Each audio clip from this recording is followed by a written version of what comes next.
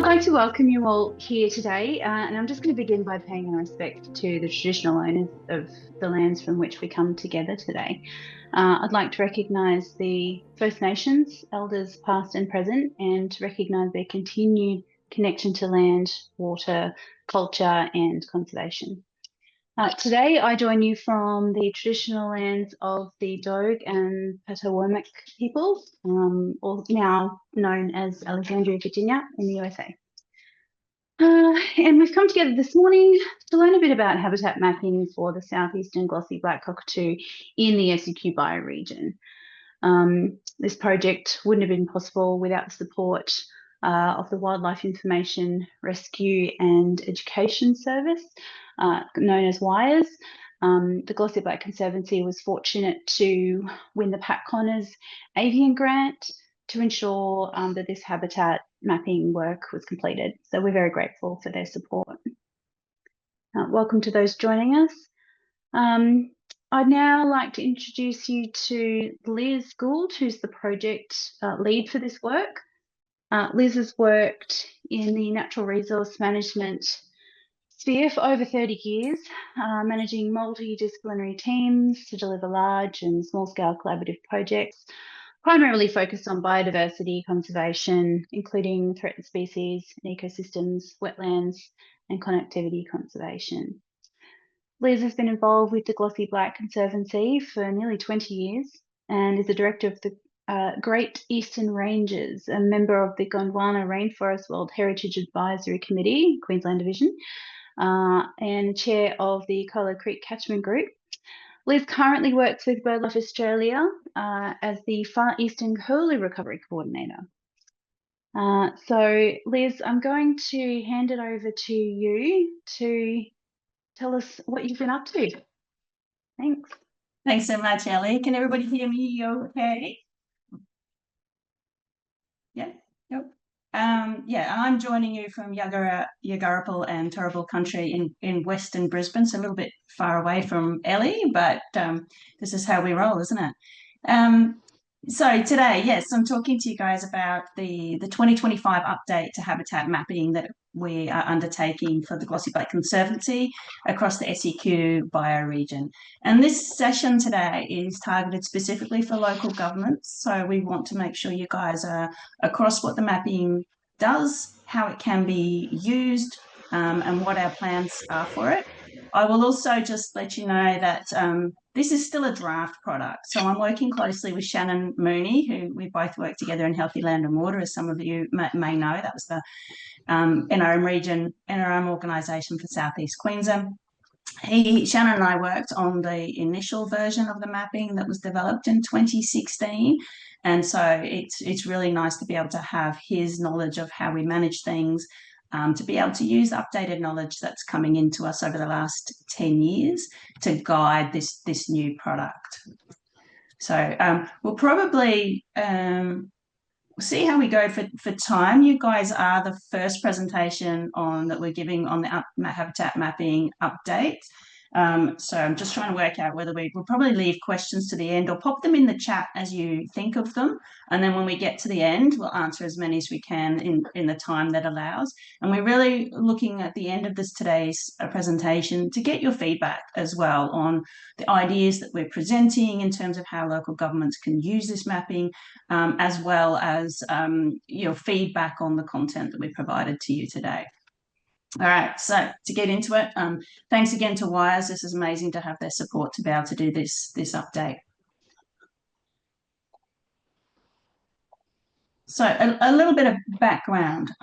So as I mentioned, in 2016, Healthy Land and Water, or SEQ catchments as it was back then, completed the habitat mapping for glossies across the SEQ bioregion. That mapping actually was quite a feat of endeavour to try and wrangle everyone's knowledge into what we know about glossies and present it in a way that fits within the Queensland government's system for actually being able to map habitats for wildlife. That mapping was supported by Glossy Black Conservancy members as well as the Australian government funding. So the reason we wanted to do that, it was glossies were a high priority species from what was then a back on track assessment process that was undertaken regionally. There's a population size for glossies. They're nationally vulnerable. The population size is 7,500 birds and considered to be decreasing, and the area of occupancy is 40,000 square kilometres and also declining. That's some recent research done by Cameron et al. As I mentioned, southeastern glossy black cockatoo, that's Calyptorhynchus lathami. Lathami is listed as nationally vulnerable, or was listed as nationally vulnerable in 2022, which was post the 2019-2020 fires, and we'll talk a little bit more later about the impact that had on habitat.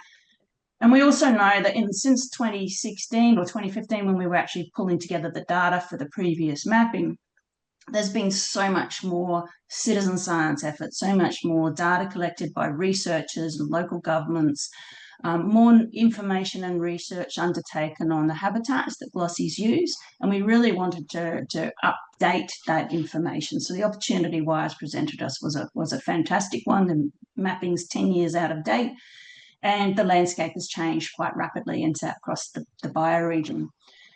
There's also been some recent research by Stephen Garnett and the team there.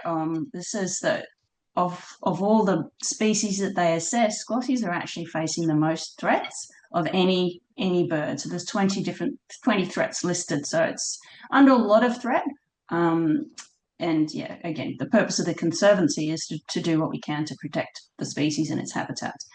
So we've got this grant. So the features of the mapping that we did in 2016, this is all available publicly. So all I've done here is just showing you what the document looks like. You can find it on ResearchGate. These are extracts from that mapping. So key features were things like we used high precision data. So that's data collected post 1990 and with a precision accuracy of less than 500 meters. We intersected that with regional ecosystems. We spoke to our experts and we said, does this look right? They went, yes, no. We went through, we identified a whole suite of regional ecosystems that were considered to be of good value for glossy habitat.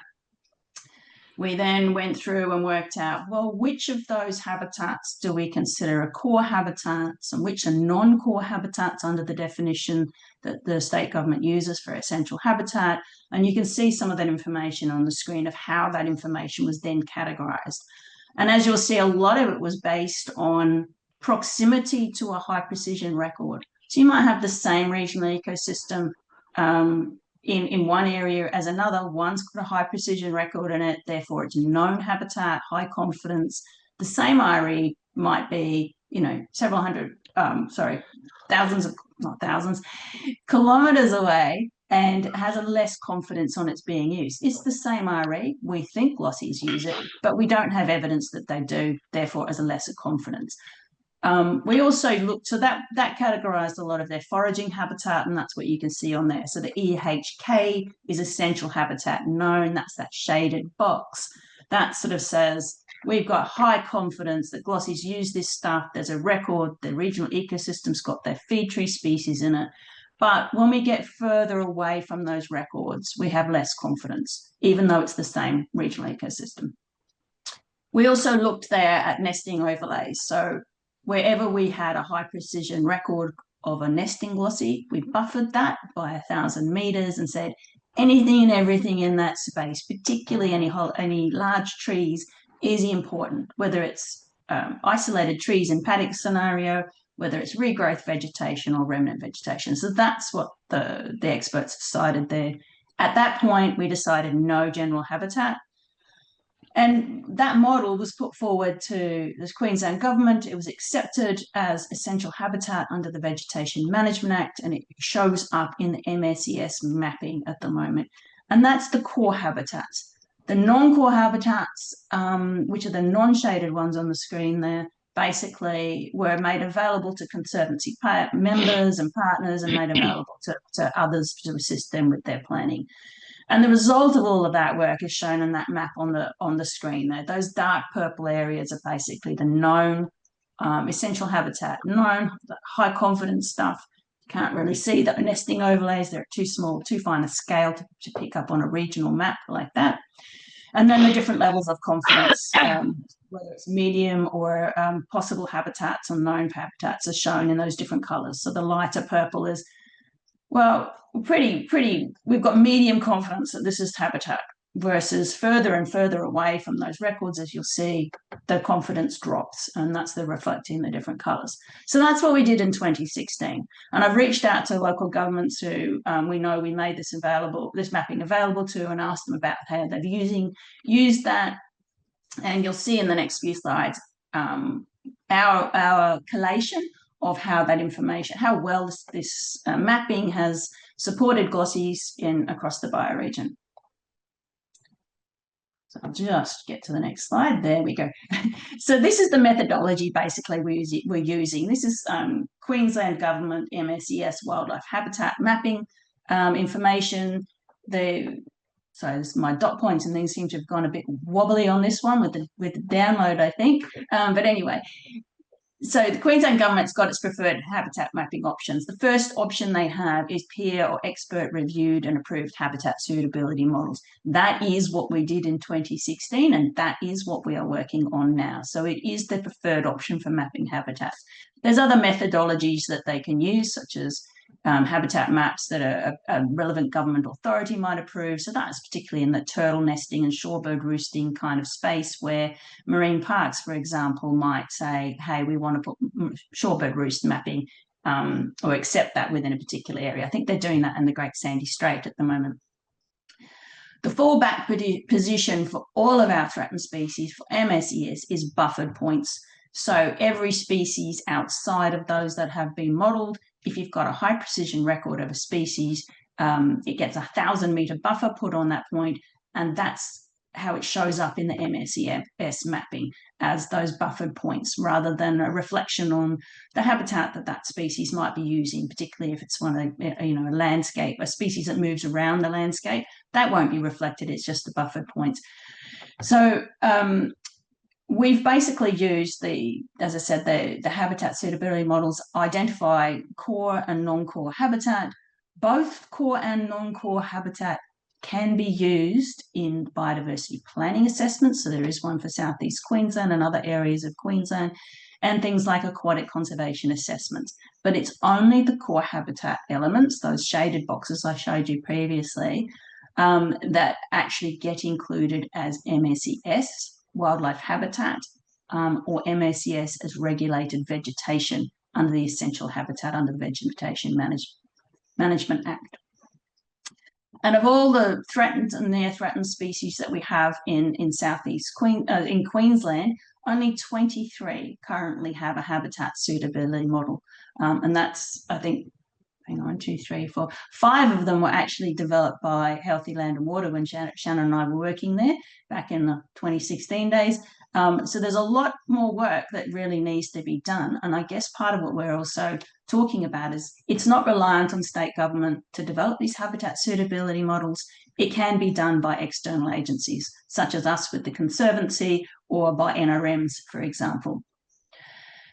So outside of Southeast Queensland, outside of the habitat model that we previously developed for Glossy Black-Cockatoo, they are protected as buffered points. So for local governments, or for anybody outside of the SEQ bioregion, protection of glossies is through buffered points records, as I mentioned before, that 1,000-metre buffer around a sighting record. The only sighting, or the only records that they'll use, the state government uses for that, is if it's a known nesting, roosting, or feeding record.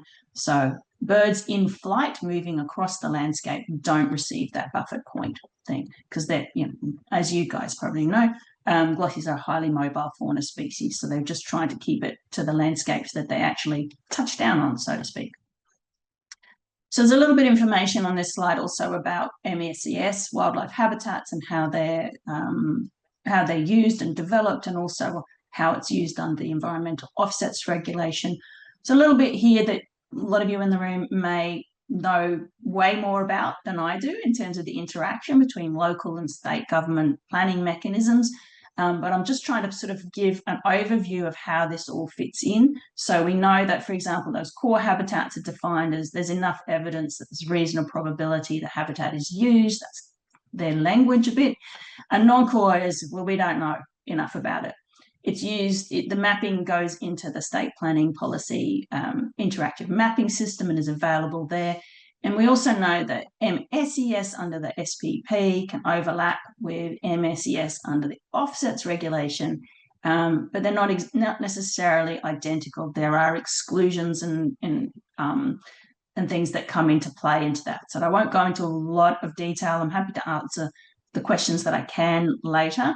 And probably now's a good time for me to, do the usual disclaimer. This information is provided for general use only. I am not a planning expert. We're just giving you an update on where the habitat mapping is. It's in draft. This is where we're heading with it. And to talk with you about some ideas about how local governments particularly can use this, because local governments have an incredibly important role in conserving biodiversity. Right.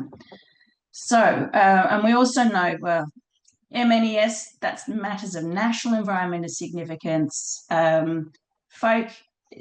It's really hard to access some of that mapping and information from the state about what is critical habitat for a threatened species, how do we access mapping. I know that's really hard for local governments to digest and apply. What we want to do with this, because glossies are actually a matter of national environment significance because they're listed under EPBC, is show you ways that we think that you can apply the mapping that we're working on. So, did the 2016 mapping reduce the loss of glossy habitat? Well, we'd like to think it did, but we only have evidence on what we've lost, not information yet on how on earth governments interpreted the mapping, how many development applications or land use change applications were rejected by the Queensland government, how many referrals were made to the feds, how is this information, how did the data we present reduce impacts compared to what they might have been without the habitat mapping? I don't have that information, but what we can tell you is that in 2016 we mapped over 1.5 million hectares of remnant habitat. That's in all those categories, not just the core habitat, which is 26% of the bioregion. What either was or could be used by glossies. We know, Shannon actually does all this amazing analysis for us. So he's used the SLATS data, and I know there's rubberiness about SLATS data and how we can use it. We used the SLATS clearing polygons from 2016 to 2021. We applied that over the habitat mapping, and we found that the area of use or the available area for glossies had reduced by over 9,500 hectares. That's 9,680 in 10 years. Within that, 1,773 hectares was that core habitat. So theoretically, and apologies for the words theoretically, protected under MSES. So it's mapped as core habitat under the Veg Management Act. It's there under wildlife habitat mapping as MSES, and we still lost, nearly 2,000 hectares of core habitat for glossies. That's that essential habitat known stuff. Outside of that, the non-core space, we've lost nearly 8,000 hectares of that, and that's not under MSES. And we'll talk more about how we can conserve more of that. And again, that's a role I think that local governments could step into if there's capacity. We also know that clearing polygons where there's 4,377 patches of habitat impacted. So it hasn't happened in one fell swoop in one area. There have been some areas where there's been a higher level of clearing, but it's happened in lots of little lots of small cuts, that whole cumulative impact thing that we often hear talked about when we're talking about species that have huge landscapes. It's cumulative impacts that kind of wears them down. We know that most of the habitat losses actually happened in the northern part of the bioregion, and it seems to have been associated with thinning and forestry activities with a bit of grazing. We also know that SLATs doesn't cover just approved land use change and things like that. It shows us what's happened as a result of natural disasters as well. And Tracy Churchill and the team from DETSI identified that in the 2019-2020 fires impacted 53.5, nearly 1,000 hectares of glossy habitat in Queensland. So the fires have had a huge impact. They actually followed a drought that we also know had an impact on glossies, and we'll talk about that in a little bit more. We did a review within the Conservancy on shaping SEQ when the 2023 review was being undertaken, and we found that there's nearly 19,000 hectares of glossy habitat within the urban footprint of Southeast Queensland, and 4,000 hectares nearly in the rural living area. So there's huge potential for impacts there that we need to be thinking really carefully about when we're considering the fate of this nationally vulnerable species. It's vulnerable. If we keep taking away its core habitats and its non-core habitats, then we are going to keep seeing decline in this species. There's no other way of saying that. We've already seen that massive loss of habitat happen across the region despite the habitat mapping. And we need to be making decisions now as a whole community, not just you guys and us in this room today, but as a whole community, about how important is this species to us and what do we want to do about its fate? Because there's choices that governments and community need to make in that space. Some of the activities, I've listed them there, probably don't need to go into them in a huge amount of detail, but these are some of the activities that was identified in the SLATs clearing polygon data that Shannon was able to extract as the reasons for loss of glossy habitat. Some of it was clearing to pasture, but that includes things like internal property roads, fire breaks, fences, house pads, even golf courses. There's a fair bit of clearing for forestry purposes, other clearing where the vegetation is removed and the crown cover sort of remained at those sort of relatively high things, but there's still an impact on habitat integrity going on there. Clearing where it was more than 50% of the vegetation. So there's a lot of stuff going on with the forestry. There's cropping and horticulture, there's infrastructure, urban development, and of course the mapping corrections and previously missed clearing data. Images there, you can see that one from Mount Barney down the bottom right. That was, we know, a bit of a hotspot for glossy black-cockatoos that was really heavily impacted by some fairly severe fires in 2019, 2020, as were many other areas in Queensland. Some of the results of that impact of those clearing here, I thought, I know myself, I like to look at maps. I like to drill down and go, what's going on in my space for glossies? This is where those impacts have happened according to what we could map, what Shannon was able to map. So the red areas on these maps show where we've had some form of loss, and the blue areas is where we've mapped that as glossy habitat. And you can see the remaining patches of glossy habitat in those dark purple, light purple, green colours that I talked about before, ranging from dark purple being our core habitats and the lighter purple being the lesser confidence ones, and then the green, even less confidence on those ones.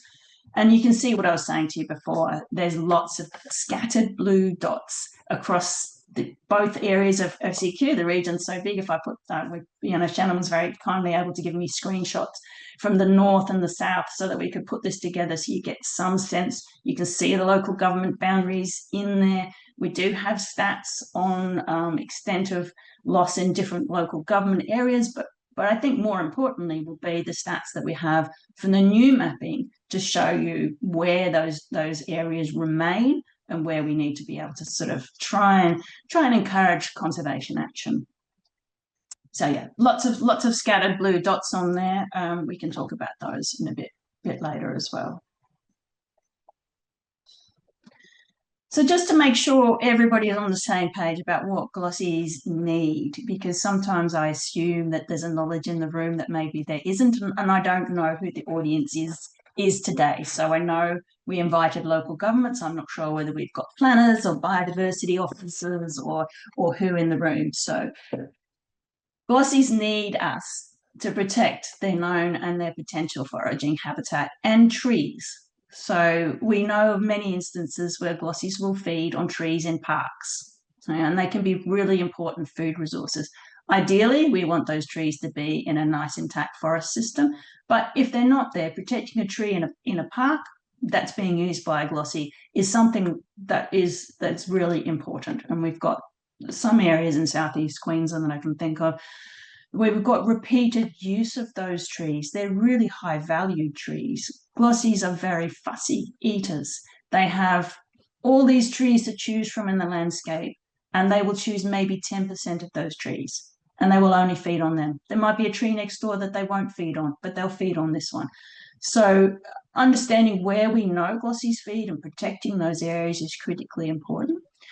What we have found, though, with the drought and the fire impacts, is we also found glossies feeding in other trees as well. So they might have their preferred trees, but it's a bit like us. You know, if you had a choice of everything, you'd choose your favorite stuff. If somebody took your favorite away and you're hungry, you'd eat your next favorite.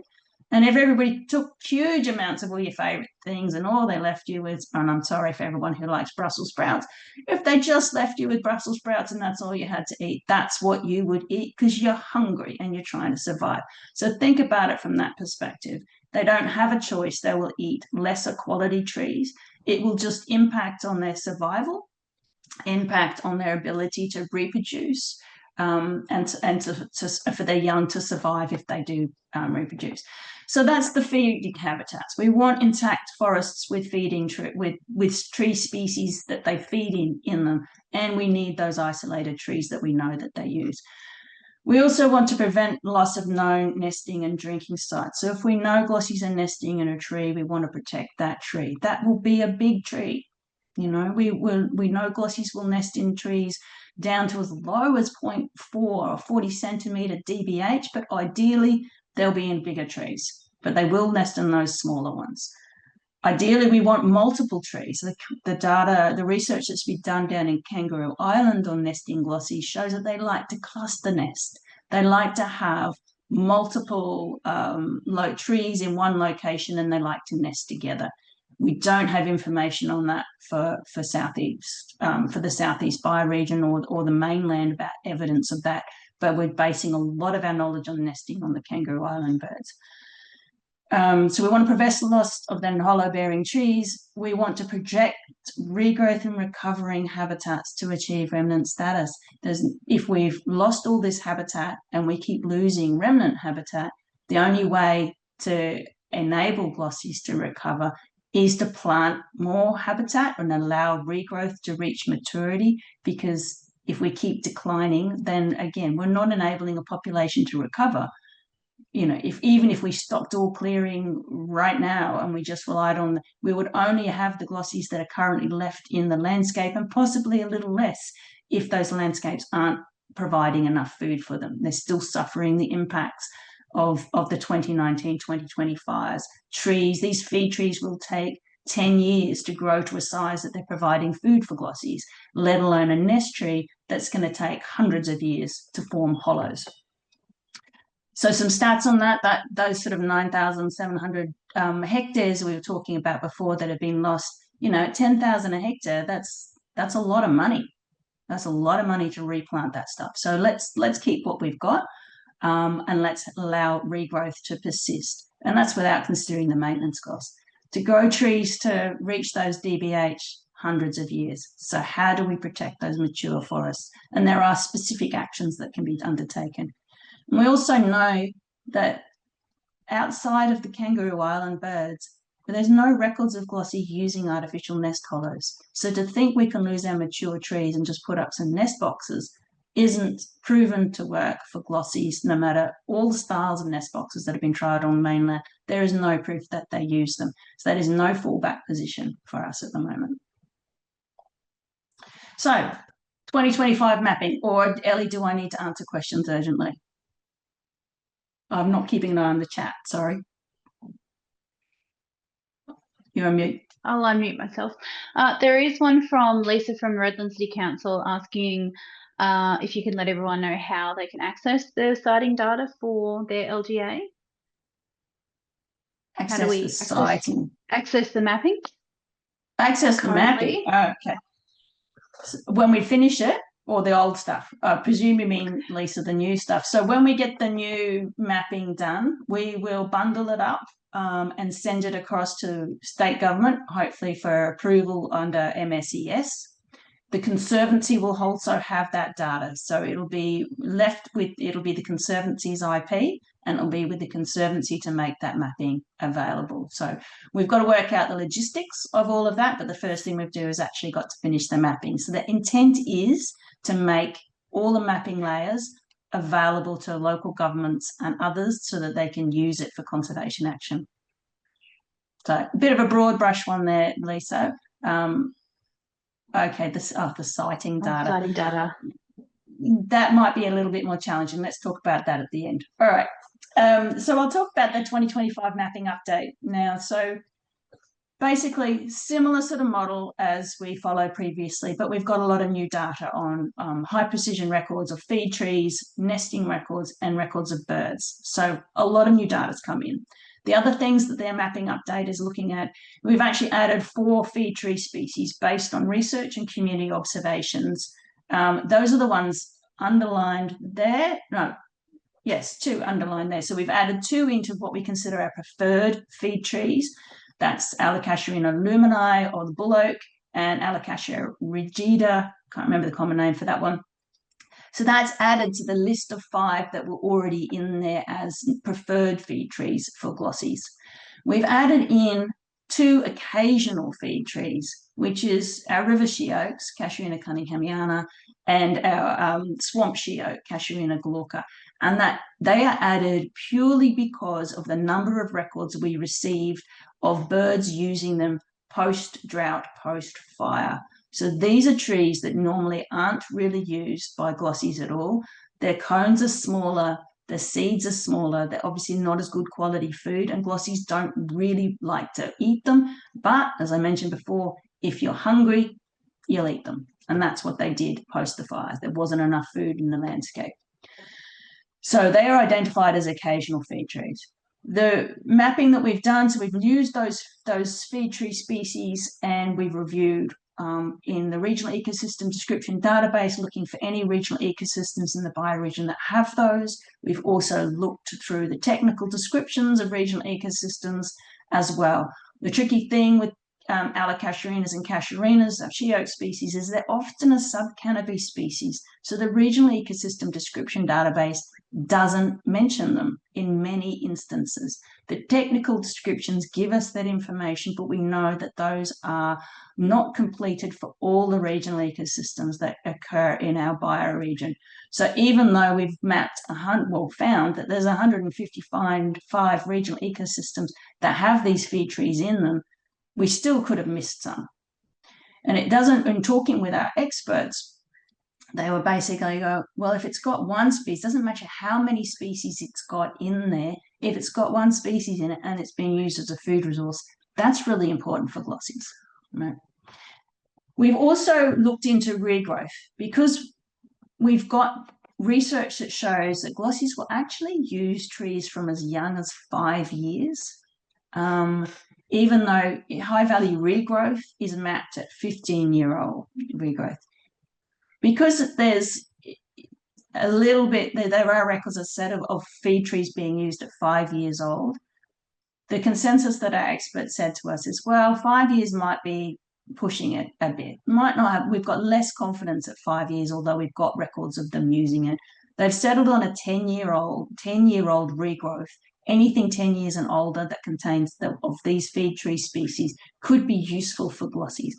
Unfortunately, we can only really easily access the high-value regrowth mapping, which is 15 years and more. So we're proposing to include that in the next iteration. It's publicly available. It's mapped by the state government. They've done all the QA to remove all of the shadows and other things that could be considered, is it woody vegetation, but it's not actually regrowth, is it weeds?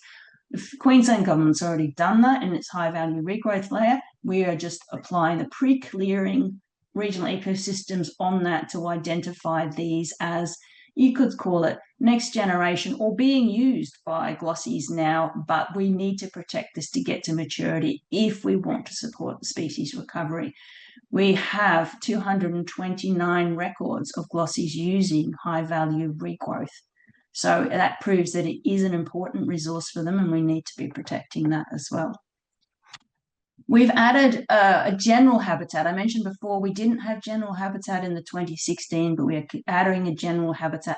That is where the Casuarina cunninghamiana and Glauca regional ecosystems will come in. They'll come in as general. It's important these are in the landscape for refugia, but we can't guarantee that glossies will use them at any point in time. It's their backup plan, right? So that's added as the general habitat.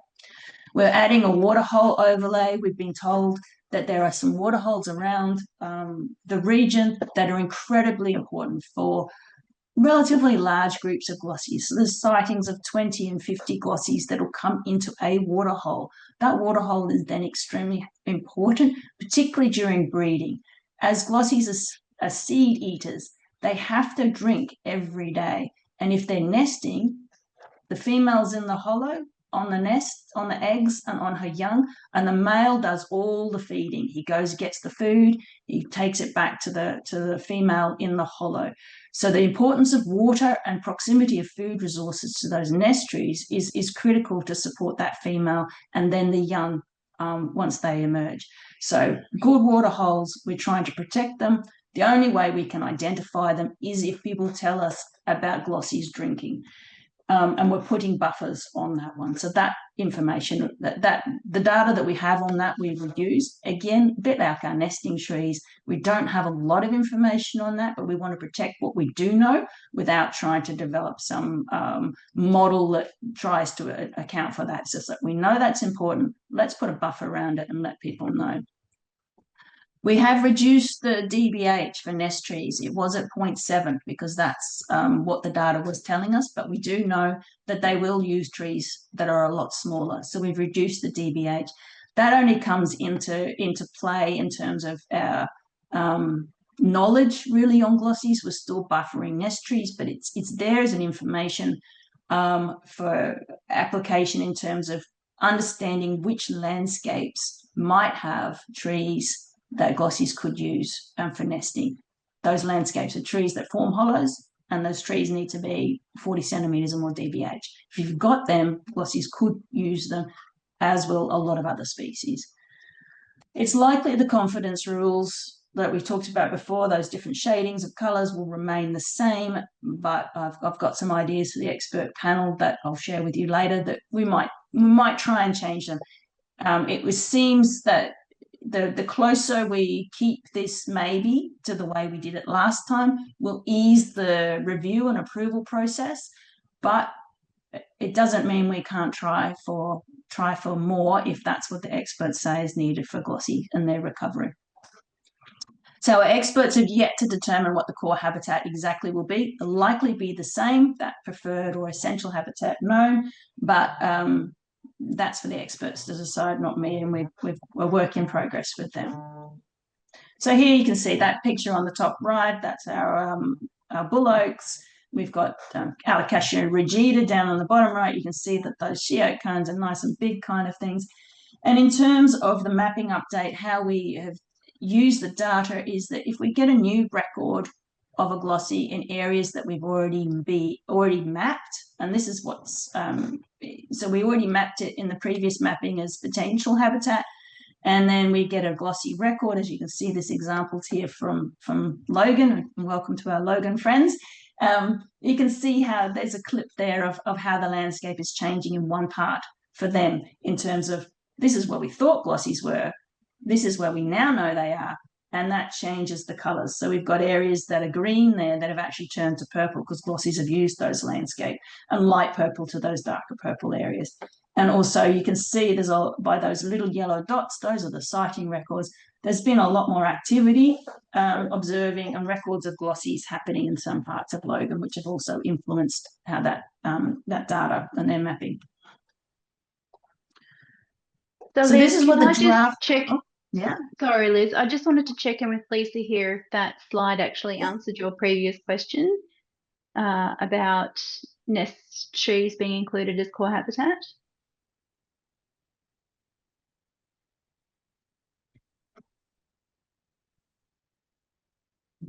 This one? Yes, that's you there, great. Lisa? Thank you. Can you hear me? Yeah, you're good.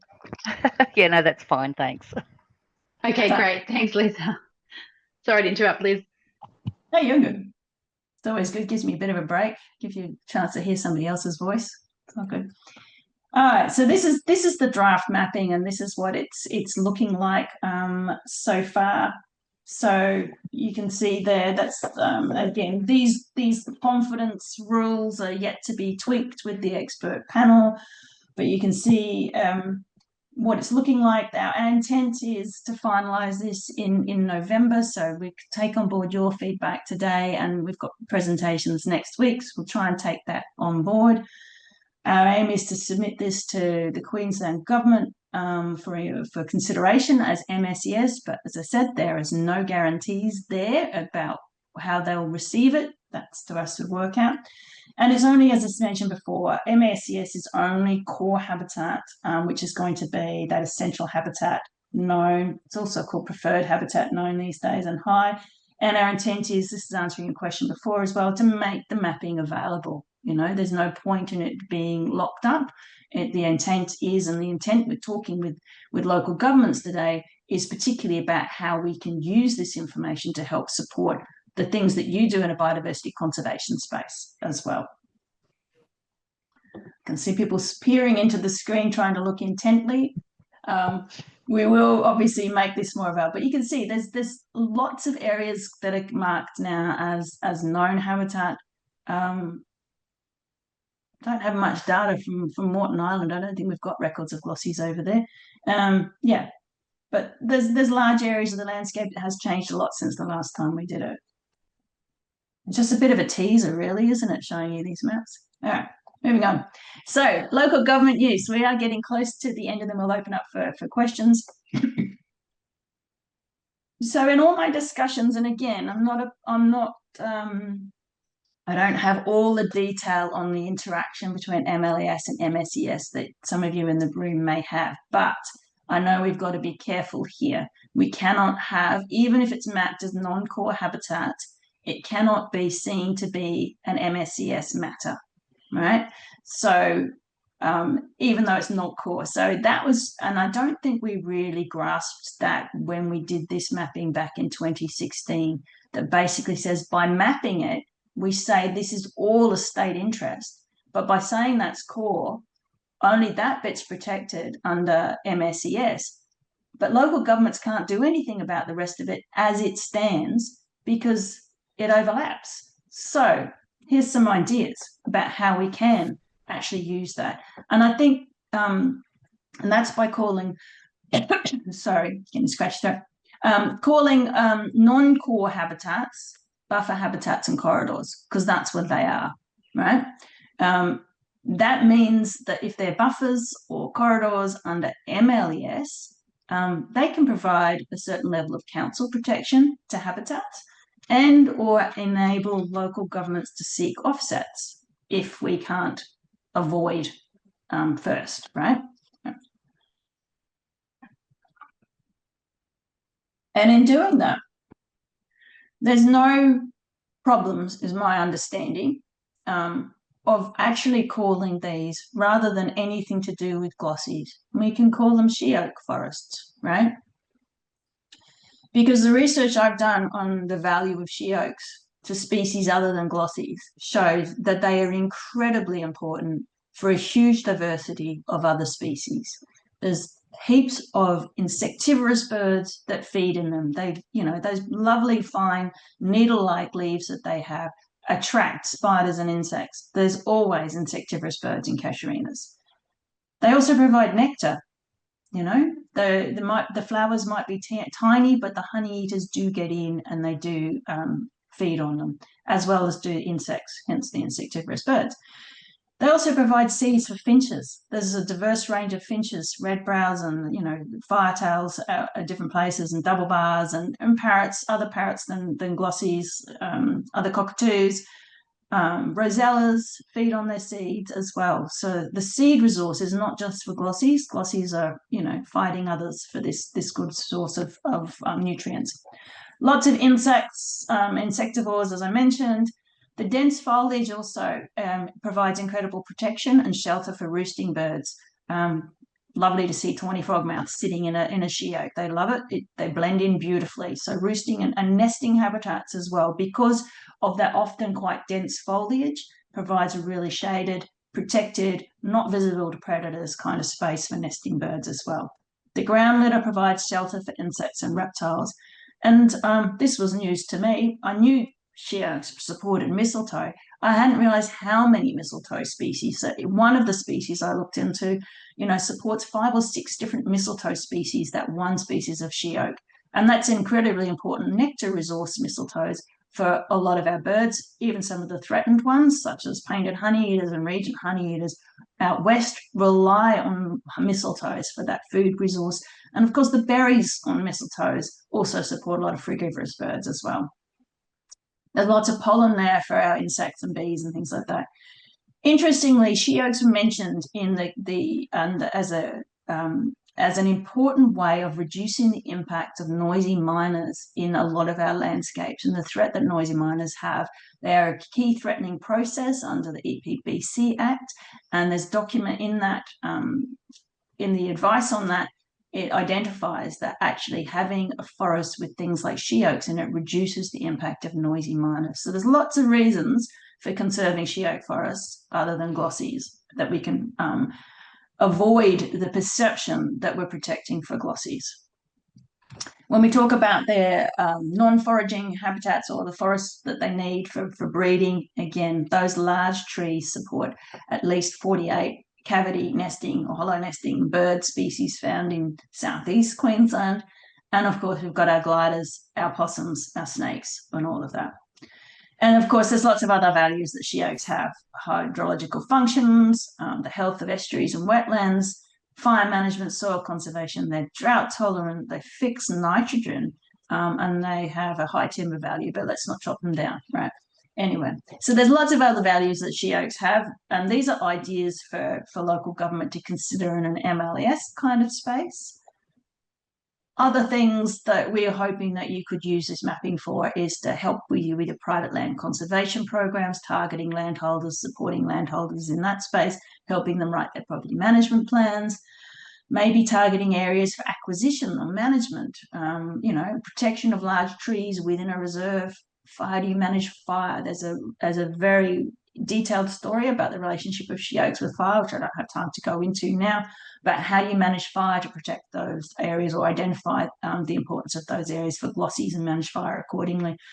Obviously, your community awareness and citizen science programs, we rely so much on citizen science data to tell us what's going on with glossies in the landscape, and supporting you to support citizen scientists with bioblitzes and local governments of data collection programs is really important.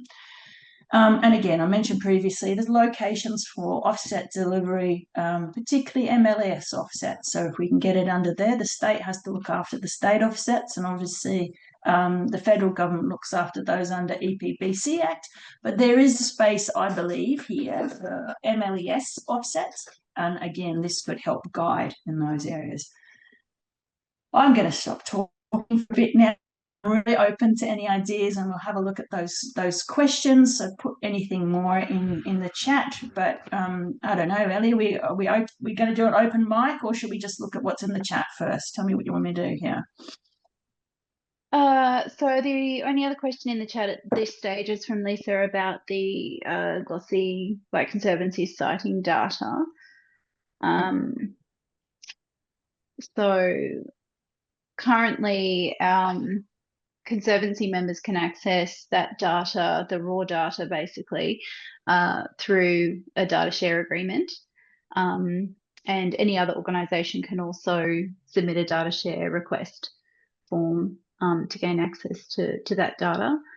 And then for the last just to clarify on that, Ellie, we will only be able to share data that the Conservancy itself has collected. So the information that came into the Conservancy through our data portal, which now comes in through the BirdLife Glossy Black portal, we can share that through a data share agreement. For this mapping, and this will help answer your question, Craig, for this mapping, we secured the confidential data sets that are in WildNet through a data share agreement. We can't share that with anybody. We also I jumped into eBird and into iNaturalist and downloaded all their data as well, particularly because often in things like iNat, you'll get a picture of orts or something, so we're picking up some of the feed tree records. And I went in there also to look for things like, where do we have Alocasia and Rigida, because and some of these other feed tree species that have been suggested to us, because it's not listed in the regional ecosystem description. So where does this species occur? How do we find out whether we need to pick up some additional REs? Interestingly, of all the, I think there's only about 17 records of Rigida that I could find anywhere, and we pretty much picked them up because they actually co-occur with other Alocasiarinas. So that was interesting. But again, using things like iNat, using eBird, we went to bird data as well as the Conservancy's data, and then we had that confidential data from the guys in the WildNet team. So we can share some, but not all. While you're thinking about more questions, just there's this couple of links on the screen there. The SEQ habitat mapping one at glossyblack.org. We will update that as information is developed. So there's a few things in there that, you'll find there's nothing really there. That's because it's a work in progress, and we'll get that. Any questions following today that you think about, just send them out to info@Glossy Black, and they'll get there. And I'll just, there's just some acknowledgements there. I want to thank the thousands of citizens and scientists. Queensland government staff have been amazing. The data and support they provided has been great. Shannon is just a legend, as those of you who know. And of course, the Conservancy's Research and Science Working Group, who we rely on for their detailed technical and expert knowledge. And we couldn't have done this without wires. It looks like Lisa's got a hand up. Good on you, Lisa. Yes, it's unusual for me to wait. Excellent work, Liz. That's brilliant work. So thank you so much for that. I'm just curious, like on Kangaroo Island, were they not using artificial? You've gone quiet. Come back to the mic. Sorry, can you hear me? Yeah, sometimes that's better. It drops in and out. I'm working on headphones at home, so it's always fraught with danger. On Kangaroo Island, were they not using artificial hollows for the birds to nest in? Yes, so they do on KI, but not a single nest box that we've tried on mainland, and there have been lots put up. Do we see any? Have we heard of any success? It is. We were talking about this just the other day. About just trying to contact anybody and everybody who's ever tried to put up a nest box for a glossy and see what is using it. But there's been no reports on mainland, even though using exactly the same design in some areas. And also the cluster nesting on Kangaroo Island. I'm wondering if do you reckon that could be the fact that it is such an isolated area that's full of resources? Whereas that size area, in Southeast Queensland is going to have minimal resources in that area. So I think so. I think it's a measure of habitat quality. So they've obviously got abundant, they put nest boxes up and they're using them, but they've got good food resources and abundant nest sites, which means that landscape's rich in food. So the richer a territory or an area is, the more birds it can support. So you can get that. Maybe the forests on the mainland aren't as rich, so territory sizes may be larger, and maybe we can't do that cluster nesting, but nobody knows really enough about it yet, which is really weird. I mean, it's so hard to find nesting glossies. It's like eureka when we find one. So we're actually at the moment, Ellie and I and a couple in the Research and Science Working Group are working on threatened species grant application to DETSI, keep our fingers crossed. And in that, we want to do a detailed and deep dive into these nest sites that we know about. Can we monitor them over a couple of years, find out what the birds are doing, how they're using them, what other species are there, what's the habitat quality, are there other suitable trees in that area that aren't being used but we think could be used? So we want to do that deep dive into the nesting habitat. And it obviously needs a multi-year project for that, because glossies will, if they nest this year, which they would be, maybe coming out of the nests now, if they've nested this year, they'll have that young dependent next year, and they won't breed again until the year after, right? Because the bub hangs around with the adults for almost eternity. They must be getting sick of it, and then they kick it out. They go, so if they're successful nesting, it'll be every 2 years. If they were not successful this year, something went wrong, bubs didn't survive, eggs didn't hatch, then they'll try again next year. So we need a multi-year project to even give us an insight on what's going on those nest sites. So it's a great opportunity to threaten species ground, and we're working on putting something together, and then we'll keep our fingers crossed. But at the moment it is pretty much the Conservancy doing what it can when it can with some resources, and trying to get people out in the field to look for them. Thank you. Thanks, Lisa. Nice to have questions. Anybody else?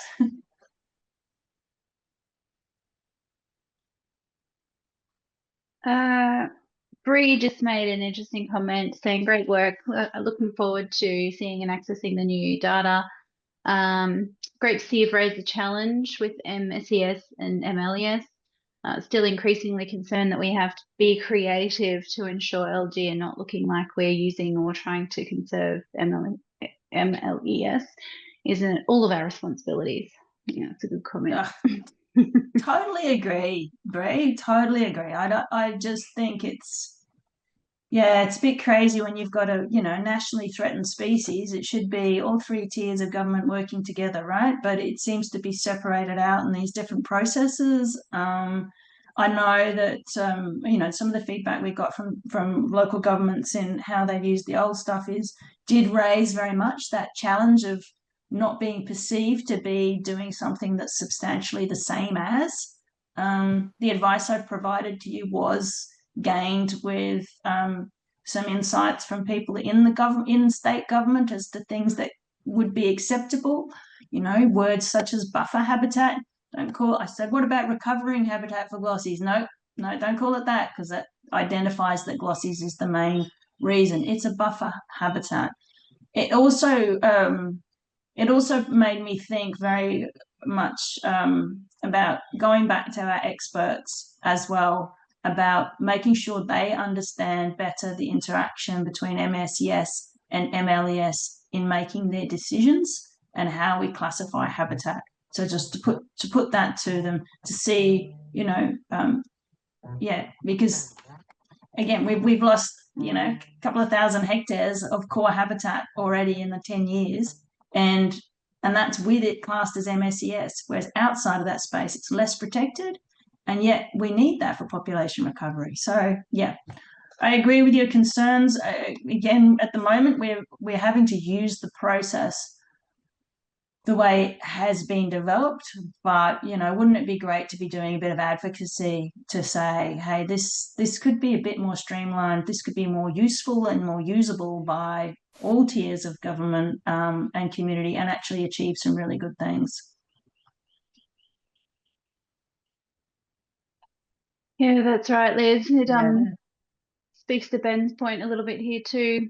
Did you see Ben's comment there? Yeah, I'm just reading it now. How do we do this stuff? So, I mean, what I think, and I don't really want to make more work for us all, but it might be useful.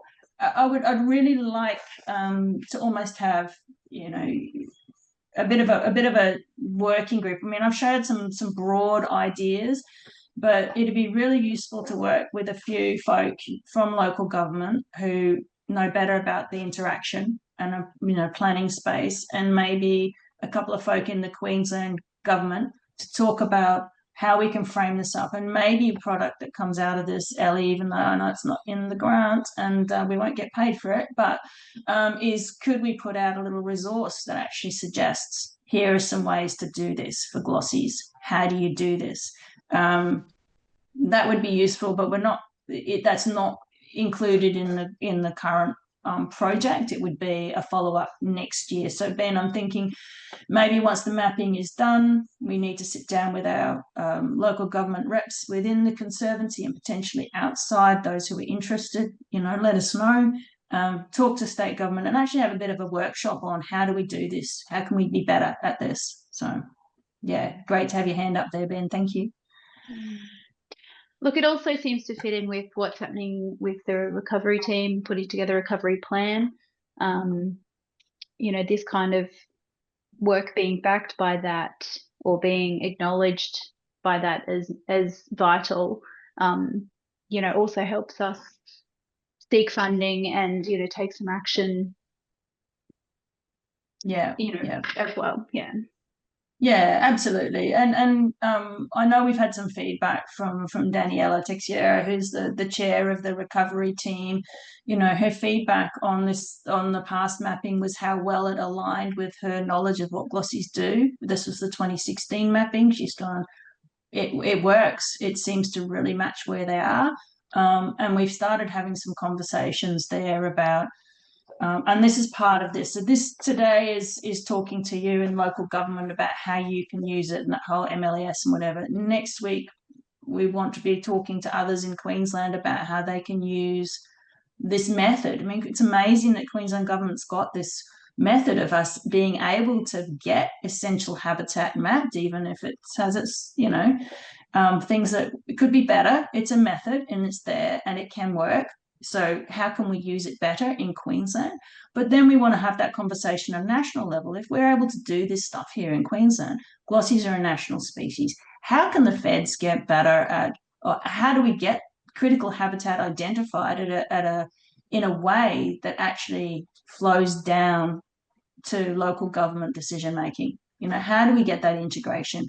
Can our mapping go to a level where it can be then used at the federal level, but in a way that's tangible? At the moment, it's there as these broad stuff. And I remember back in the day when we did finer scale mapping for things like Melaleuca urbana, threatened ecological community, and that mapping went to the feds, but they didn't have a mechanism to really use it. And it's really great. I'm really pleased to see that the state in Queensland has picked it up and it's mapped as MSES, but yeah, outside of that, there's a lot of clunkiness in those mechanisms, and it'd be great to improve them. Yeah.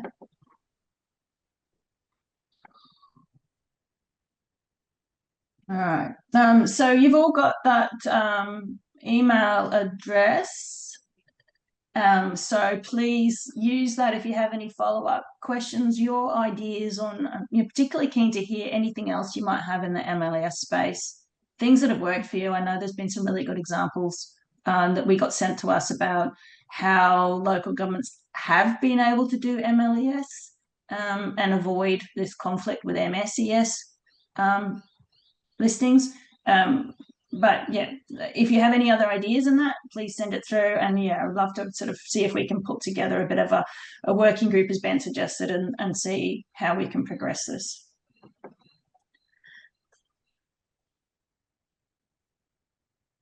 Yeah, that's right, Bree. The hope is that we can sort of say we've done this for glossies, and back in the day, SEQ catchments on our Healthy Land and Water did this also for the 3 macadamia species that occur in Southeast Queensland. We also did it for Boronia keysii. Pretty random things. We had ambitions to do it for a lot of other species. We did draft mapping for rock wallabies, brush-tailed rock wallabies, and spotted-tailed quolls. But the time frame to push that through ended up being beyond the project funding that we had at the time. So we only managed to get those few across the line, and that was with support from the Conservancy post-project, I think, and the same Macadamia Conservation Trust, or they're now Wild Macadamia Conservation, supported us to continue it. The project timeframe just wasn't long enough to for like it's 12 months that we've had for this one is enough. It's still challenging enough just to do an update, let alone to work out what the rules are in the first place. But yeah, the aim is we're going to hopefully inspire others that this can be done, and we should do more of it. Yeah. Thanks very much, Liz, and thanks to everyone for joining. It's definitely a space we're going to keep working together in, I think. It's to be done. Yeah. And so we're going to send out, we've recorded this session and we're going to send it to those who couldn't attend today. And we'll also make sure we reach out to everyone, each and every one of you, when the mappings, as soon as the mapping's available, and tell you how you can access it.